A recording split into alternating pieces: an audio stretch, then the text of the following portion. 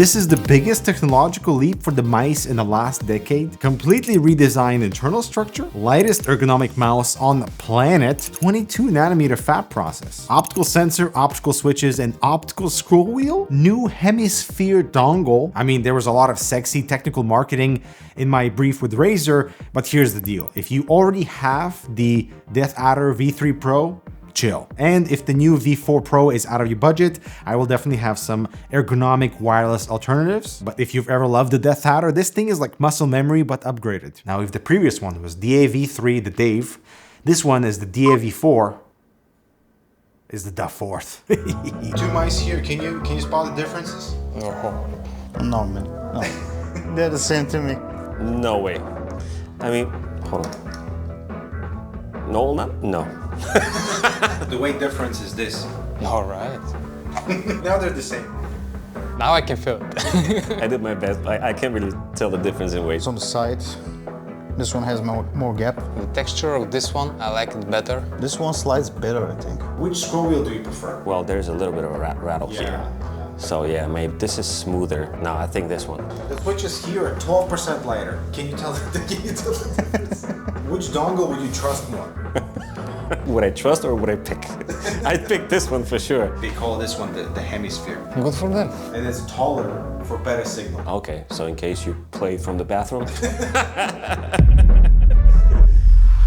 I do feel like the direction Razer is taking with the Deathadder might not be the right one for the mainstream space. The Deathadder used to be gamer-friendly, simple, comfy, and reasonably priced. With the previous V3 Pro, it was hitting at $150 with features that most gamers are not asking for. Even the budget-friendly V3 Hyperspeed is sitting around $100, so unless you're chasing like milliseconds or pro tournaments, I feel like the Deathadder has become less of a default choice, especially in a very hot competitive space that has really good options from Pulsar and SteelSeries and many others. So Razer went from being like the recommended choice to being almost like a luxury pick at this point. And the new V4 Pro is running even further away from that original legacy of trying to cater to all gamers, because this thing is an absolute esports machine that unfortunately caters to a very small demographic. So if you're into that, a very tiny, super hyper competitive gamer, it is awesome on so many levels. Like the new Hemisphere dongle, no more toppling over, it's way better weighted versus the previous HyperPolling dongle. It is labeled at the rear too and gives us information with the 3 front LEDs that you can customize with a few settings inside Synapse. It now natively supports 8K Hz polling, but it clearly cannot be stashed on the mouse itself, and it's not as convenient to travel as the tiny receiver from basically all other competition. The cable is also more weighted, it doesn't kink as easily as before, which is designed for basically just housing the dongle and charging the mouse. You wouldn't necessarily want to be running the fourth with a wired connection. Now, the biggest physical changes versus the V3 Pro are the larger skates at the bottom, wider spacing between the side buttons for better ergonomics, 72% stiffer sidewalls. That sounds like a complete gimmick, I know, but you can actually feel the difference. On the V3 Pro, there's a tiny bit of flexing happening on the side body.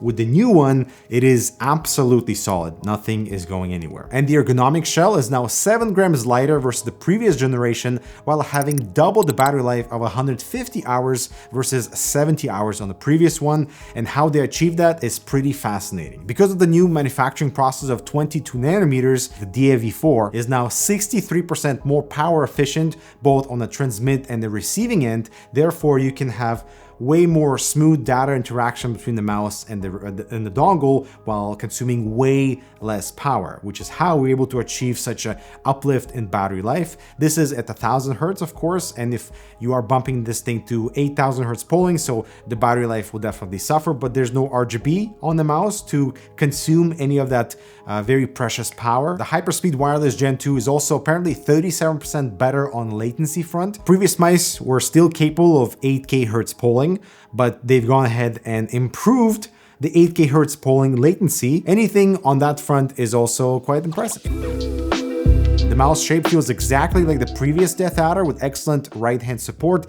way nicer than like the Deathadder from the V2 era, and somehow even more balanced than the V3 Pro. And compared to all my wireless ergonomic mice, it definitely stands out being one of the lightest without being the smallest. Now on the performance side, we have the three opticals: optical sensor, optical switches, and an optical scroll wheel. The switches are optical Gen 4, 100 million clicks versus 90 million clicks on the Gen 3. They are 12% lighter actuation. The switches are definitely crispy and feel better versus the V3 Pro. They are slightly louder though.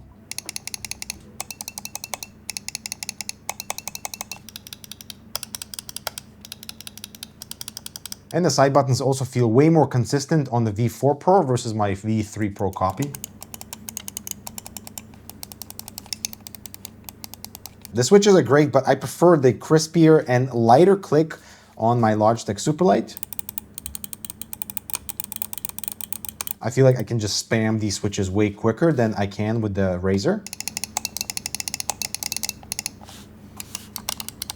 Pulsar feels quite nice, but a little bit more travel distance on this one versus the Razer. The Chosen mouse probably has the lightest click out of all of these, or like the least amount of travel. The optical scroll wheel is apparently 3 times more reliable than your traditional mechanical one, with a span of over 1 million clicks versus the 300,000 on the traditional mechanical wheel. And in terms of how it feels, definitely way better than the V3 Pro, but not like best in class. The scroll wheel is quite confident with each scroll step. It's not as soft as like the Pulsar X Lite, for example, but it is comparable to the Logitech and other competition. Unfortunately, it's just not as good feeling as my Viper Ultimate Edition, which is way lighter, but I feel like has slightly crispier scroll steps. And it's quite unfortunate to see the state of my V3 Pro, both in the clicks and the scroll wheel, that has really degraded over time. Like the scroll wheel is almost mushy and there's like some rattling happening inside of it. Doesn't feel great. I'm happy to have this upgrade. It is nice that the optical nature of the scroll wheel gives you perfect clean output with each scroll step. It's just a matter of how it feels, but the behind the scenes have been really cleaned up. The Focus Pro 45K optical sensor is absolutely insane. Like, who needs 45,000 DPI? And they're just upping it up a little bit because the competing one from Logitech is 44,000 DPI. I see what you did there, Razer. All that means is that we have a way cleaner signal and smaller pixel jitter on the new mouse. Ergonomically, the Deathadder is quite safe in that department. It's not as curvy as the Logitech DEX, for example, but I do prefer slightly smaller mice, especially for my FPS gaming, which is why the Chosen one from Pulsar is like the ideal shape for me and the size.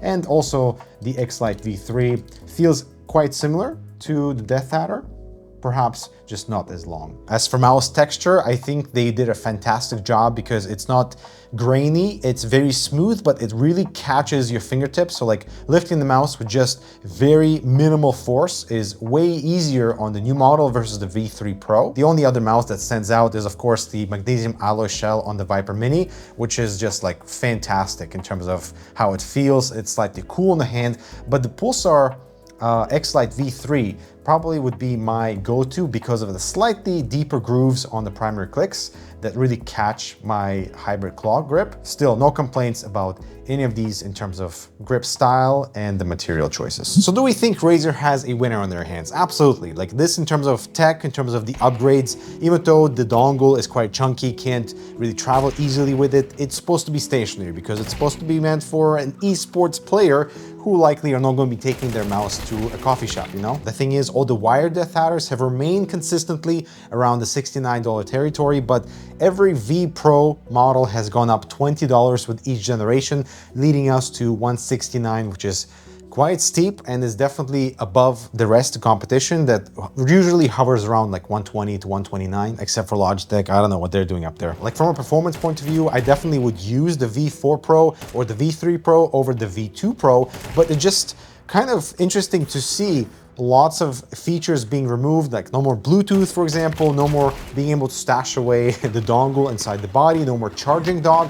All the things that made the Deathadder to be slightly more competitive in this space have now been removed to only focus on pure performance, and 8,000 Hz polling you know, it's cool. It's interesting that they're able to reduce the latency and focus on proper communication between the mouse and the dongle and improve the battery efficiency. Like 150 hours is really impressive, but only up to 22 hours or so with 8,000 hertz polling. Still, it's really, really good. And in my day-to-day, in terms of battery life, yeah, this thing died in 2 days at 8,000 hertz polling, but of course you're not running 8,000 hertz all the time. So you can create different profiles per game so that it can automatically switch to higher hertz depending on what you launch on desktop. And I do like it when the battery is low. We have flashing light on the dongle, on the mouse, and of course a desktop notification. If you're a sticker lover, don't worry, they got you. Plus they have grip tape included as well. Like I said in the intro, if you have the V3 Pro, don't even bother, just because the shape is the same. And if you are not the pro level